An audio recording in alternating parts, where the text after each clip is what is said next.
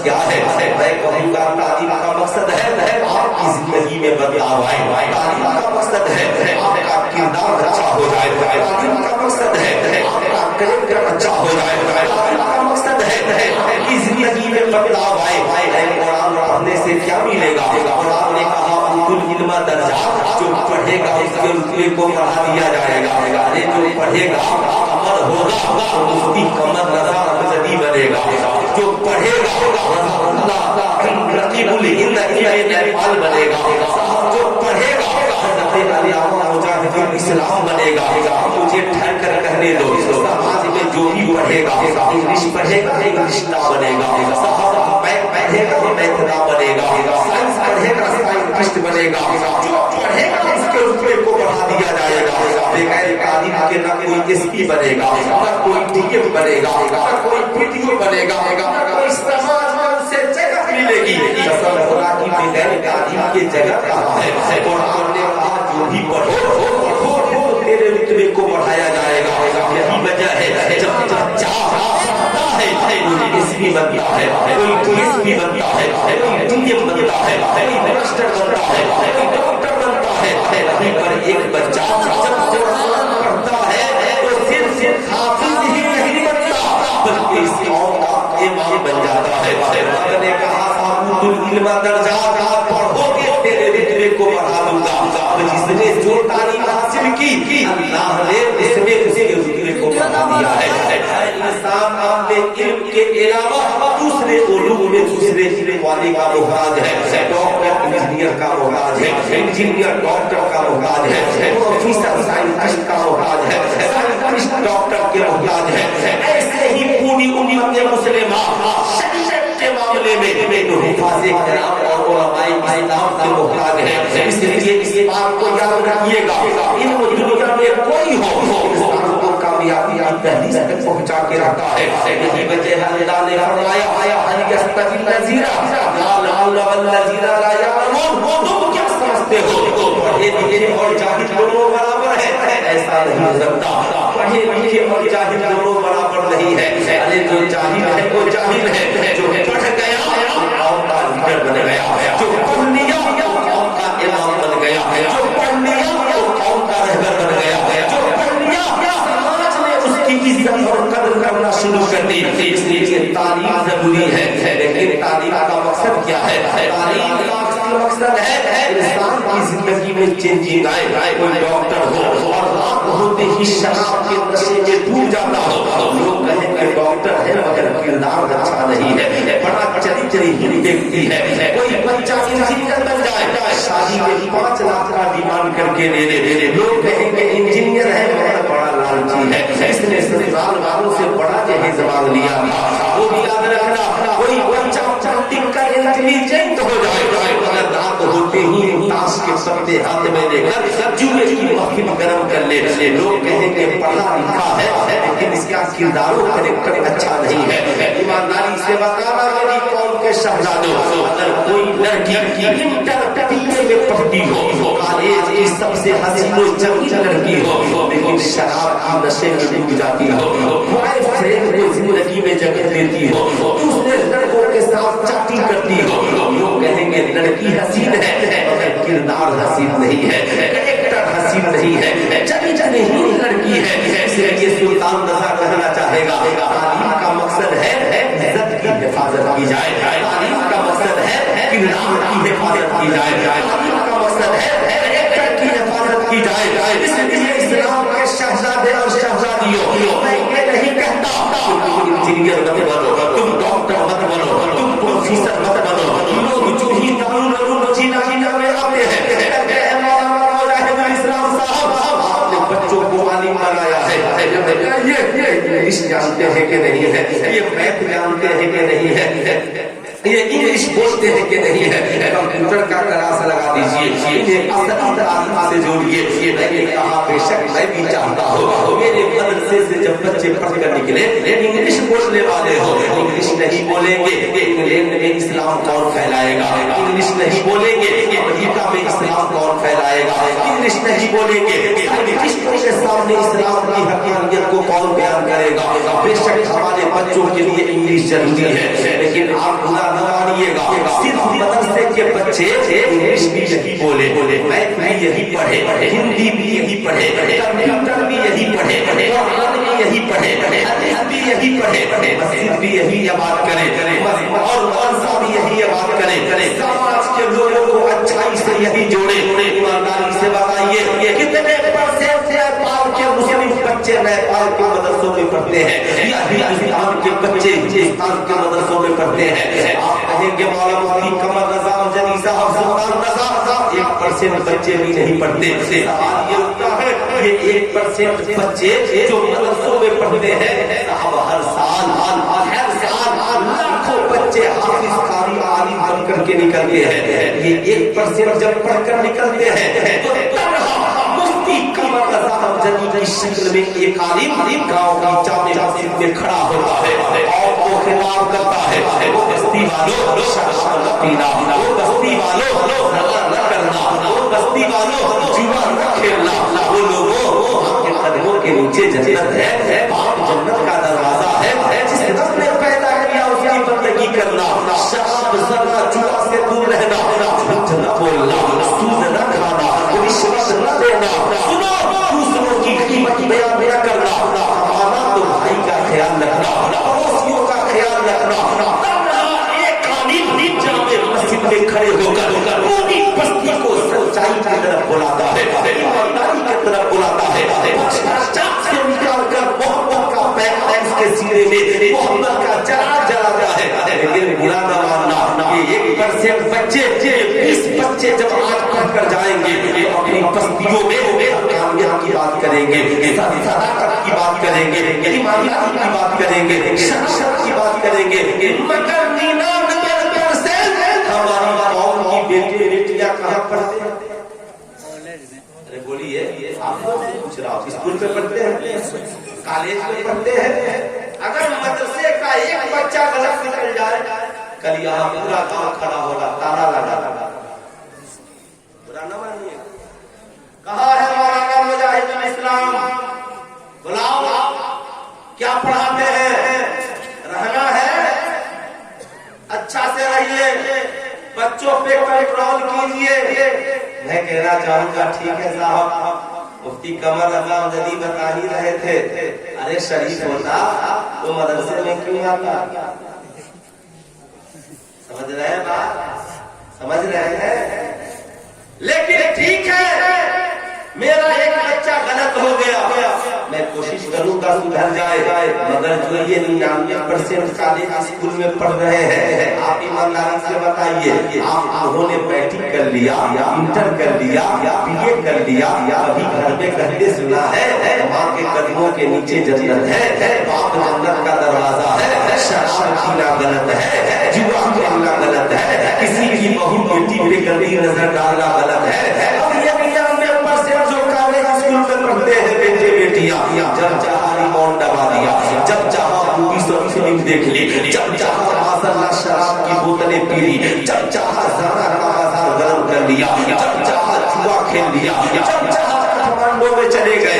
زلزلہ یوں ہی نہیں آتا ہے، زلزلہ یوں ہی نہیں آتا ہے، جب انسان اپنے گناہوں سے زمین کو بھر دیتا ہے تو اپنے موجود ہونے کا وہی بتا دیتا ہے، بس تھوڑی سی زمین کو ہلا دے رہا ہے۔ ایسی بات ہے یاد رکھنا، میری قوم کے شہزادوں، ابھی 2-3 روز پہلے میں ایک جلسے میں تھا، نیپال کے مولانا صاحب تھے، بولے حضرت بہت پہلے زلزلہ پہ آپ نے بہت زبردست تقریر ہم لوگ نیپال میں سنے تھے، تھوڑا سا بول دیتے، میں نے کہا یہی تو بات ہے، میں جو ایک بار بولتا ہوں دوبارہ اسے بول نہیں پاتا ہوں، کیونکہ آپ میں نے کبھی ڈٹ کر تقریر کا عنوان نہیں بنایا، اس لیے غور سے سنیے گا۔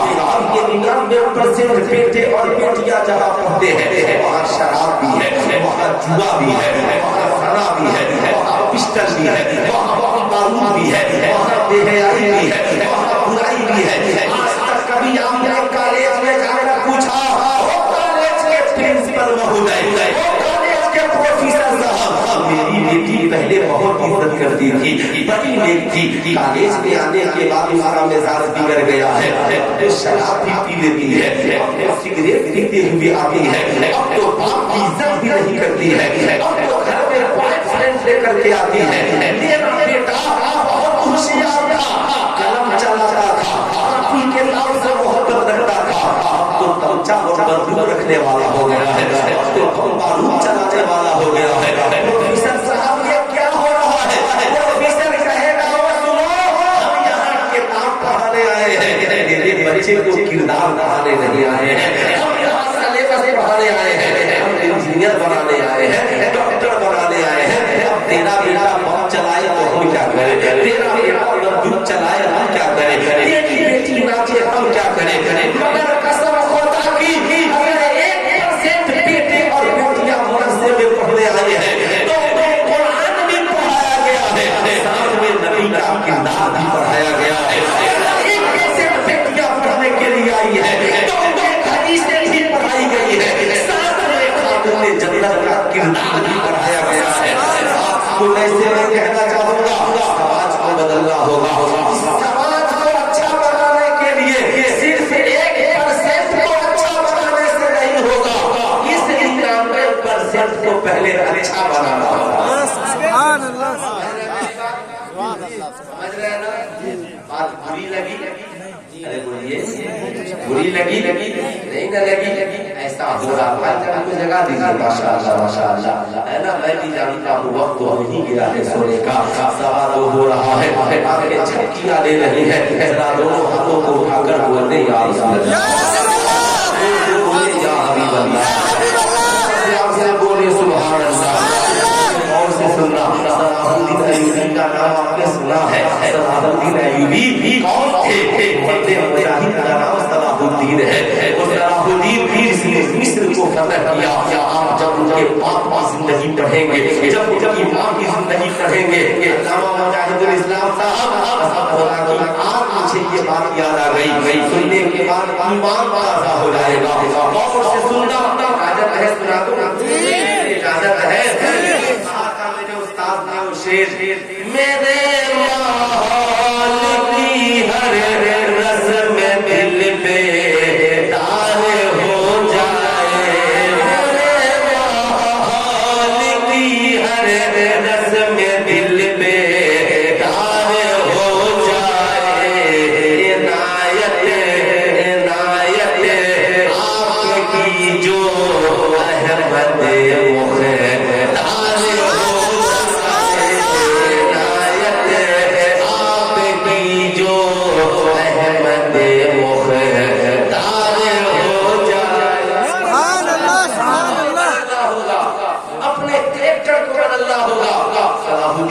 کون ہے صاحب؟ ایک گورنر کے صاحبزادے ہیں، صلاح الدین ایوبی کے باپ بہت نیک انسان تھے اور ان کے دل گورنر کے بھائی تھے۔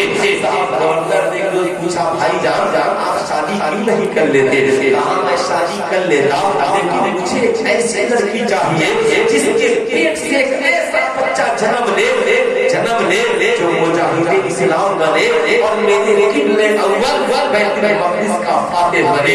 اللہ اللہ اتنا سننا تھا، بھائی جاؤ عمر ختم ہو جائے گی، ایسی لڑکی تجھے کہاں ملے گی؟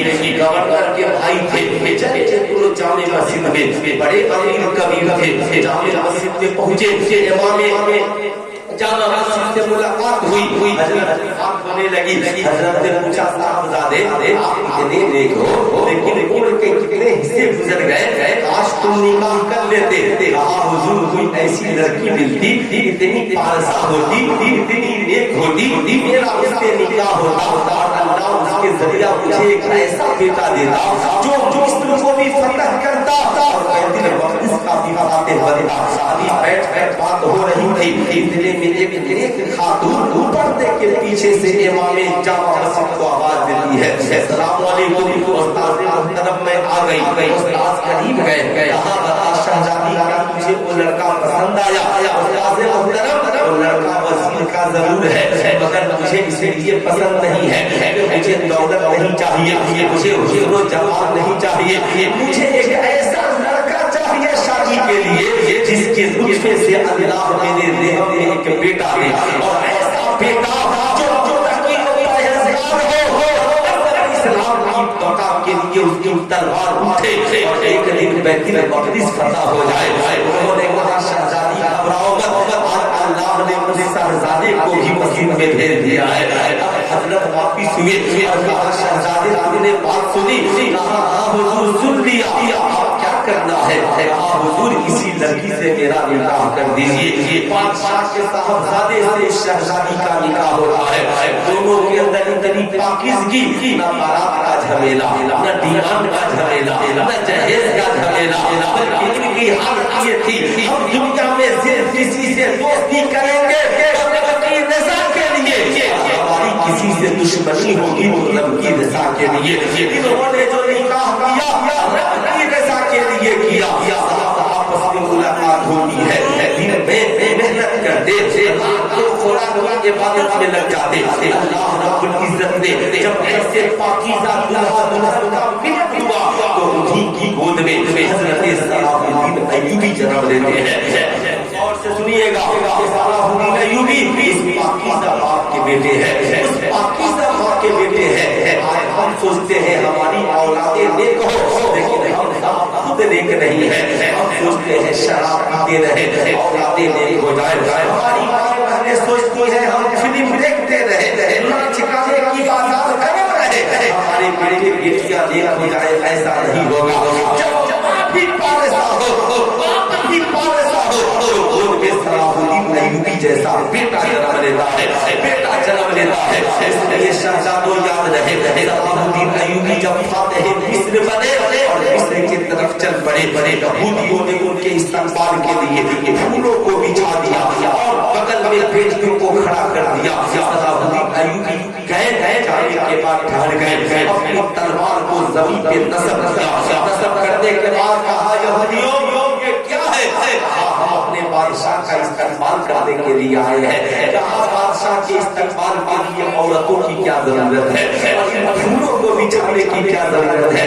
کہا حضور ہم آپ کی تعظیم میں پھولوں کو بچھائے ہیں. صلاح الدین ایوبی نے کہا اے لوگوں یاد رکھنا صلاح الدین ایوبی پھولوں کو مسلے نہیں آیا، پھولوں کی حفاظت کرنے کے لیے آیا ہے. پھولوں کو مسلے نہیں، پھولوں کی حفاظت کرنے کے لیے آیا ہے. سنو تمہاری بھول ہے کہ صلاح الدین ایوبی کی راہ میں پھول بچھاؤ گے صلاح الدین خوش ہو جائے گا. ان پھولوں کو اٹھا لیا جائے. صلاح الدین ایوبی پھولوں کو اٹھاتے ہیں، اٹھواتے ہیں اور کہتے ہیں بیٹیوں کو میرے محل میں کیا ضرورت حسین لڑکیوں کی. کہا حضور چائے مانگیں گے چائے ملے، پانی مانگیں گے پانی ملے، کھانا مانگیں گے کھانا ملے. کہا تم کیا چاہتے ہو؟ صلاح الدین ایوبی کی تلوار حسین لڑکیوں کی زلفوں میں الجھ کے رہ جائے. لڑکیوں کو میرے محل سے اپنے گھروں میں بھیج دو، ان کا وظیفہ مقرر کر دو، اس لیے کہ صلاح الدین اپنی منزل سے دور ہو جائے گا. اے میری قوم و شہزادے اور شہزادیوں، آج کے جلسے سے پیغام لے کر جانا ہے. کالج میں پڑھنے جاتے ہو ضرور پڑھنے جاؤ، ٹیوشن سینٹر جاتے ہو ضرور پڑھنے جاؤ، لیکن ذرا اپنے باپ کے اس آرزو کا خیال رکھنا. تیرے باپ نے اتنے پیسے جو خرچ کر کے کاٹھمانڈو بھیجا تھا، تیرے باپ نے جو اتنے پیسے خرچ کر کے انڈیا کے کسی یونیورسٹی میں پڑھنے کو بھیجا تھا، اس کا مقصد یہ تھا بیٹا انجینئر بنے، بیٹا ڈاکٹر بنے، بیٹا بہترین عالم مولانا مفتی بنے. اس لیے جب پڑھنے جانا کسی حسینہ کے زلفوں کا شکار نہ بننا. ایسا نہ ہو تیرا قلم چلنے کے بجائے کسی حسینہ کے زلفوں میں الجھ کے رہ جائے. اگر تیرا یہ قلم الجھ گیا ڈاکٹر نہیں بن پائے گا، تم انجینئر نہیں بن پائے گا، تم پروفیسر نہیں بن پائے گا، تم سائنٹسٹ نہیں بن پائے گا، تم آپ کے آرزوؤں کی تکمیل نہیں کر پائے گا. اس لیے آج کے جلسے سے پیغام لے کر جانا ہے. ہم قلم کو کسی حسینہ کے زلفوں میں الجھانے والے نہیں بنیں گے، اپنے قلم کو اپنی خوشی کے لیے جلانے والے بنیں گے، جلانے والے بنیں گے. اس لیے یہ بات خود یاد رہے، ذہن نصیح رہے. تمہیں قلم کی حفاظت کرنی ہے. اگر آج نہیں کرو گے تو کب کرو گے؟ شیطان چاہتا ہے تیرا قلم الجھ جائے.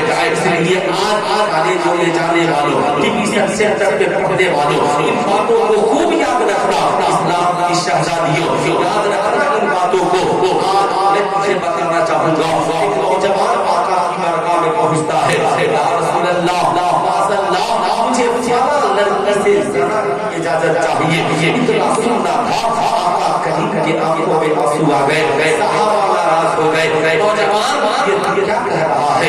آقا نے کہا اسے روکو، میرے قریب آنے دو۔ آقا نے قریب بلایا، سینے پہ ہاتھ رکھ کر کہا، نوجوان نے کیا کہا؟ اجازت چاہیے۔ آقا کریم فرماتے ہیں نوجوان کس کے ساتھ زنا کرے گا؟ فلاں لڑکی کے ساتھ۔ آقا کہتے ہیں بتا جو تو فلاں اپنی بہن کے ساتھ کرنا چاہتا ہے، کیا یہ کام تو اپنی بہن کے ساتھ کر سکتا ہے؟ نوجوان کے آنکھوں میں آنسو آ گئے، نگاہیں نیچی کر لیا، شرمندہ ہو گیا۔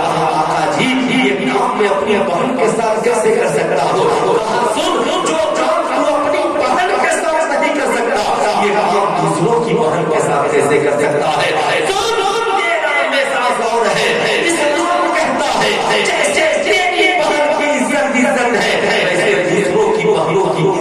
عزت ہے، اس لیے آج یہ پیغام لے کر کے جا کہ جا آج کے بعد زنا نہ کرنا۔ پہلے نکاح کر لے،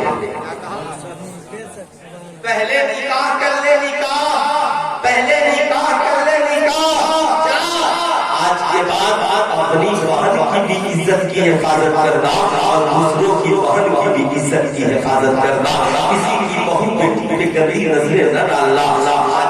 سماج میں جیت ہے، ہر روز بلاکار ہو رہا ہے، ہر روز بلاکار انجام دیے جا رہے ہیں، ہر روز بہو بیٹیوں کی عزتیں رکھی جا رہی ہے۔ اس لیے سلطان رضا آپ سے کہنا چاہے گا، آپ اسکولوں میں مدر ٹریسا کو پڑھاتے ہو، آپ کالجوں میں کی بڑی بڑی شخصیتوں کو پڑھاتے ہو، آپ کالجوں میں ہندوستان کے بڑے بڑے سائنٹسٹوں کو پڑھاتے ہو، کلپنا چاولہ کو پڑھاتے ہو، سنیتا ولیم کو پڑھاتے ہو، ابن کلام کو پڑھاتے ہو۔ سوال یہ اٹھتا ہے ان بچوں کی زندگی سنوارنے کے لیے اے پی جے Abdul Kalam, mother Teresa, Kalpana Chawla, Sunita William کو پڑھانے والوں سب سے پہلے مصطفیٰ جان رحمت کی زندگی کو پڑھاؤ تاکہ یہ بچے اپنی بھی عزت کی حفاظت کرے، سماج کے بہو بیٹیوں کی عزت کی حفاظت کرے۔ انشاءاللہ کتنے نوجوان ہیں جو آج کے بعد اپنی گھر کی بھی عورتوں کی عزت کی حفاظت کریں گے اور سماج کی ہر بیٹی کی عزت کی حفاظت کریں گے۔ ذرا ہاتھ اٹھائے تو کتنے نوجوان کریں گے؟ ماشاءاللہ سارے نوجوان کرسی پہ جو بیٹھے ہیں وہ بھی کریں گے، ماشاءاللہ بڑے نیک لوگ ہیں۔ یقیناً یاد رکھیے گا کسی کی بہو بیٹی پہ گندی نظریں نہ ڈالنا۔ اسلام شہزادیوں کالج میں پڑھنے کے لیے جانا، کوئی کالج کا آواز تیری کلائی پکڑتا ہے، اسے کہنا میری کلائی پکڑنے سے پہلے ذرا اپنے بہن کی کلائی دیکھ لے، کہیں ایسا نہ ہو تیری بہن کی کلائی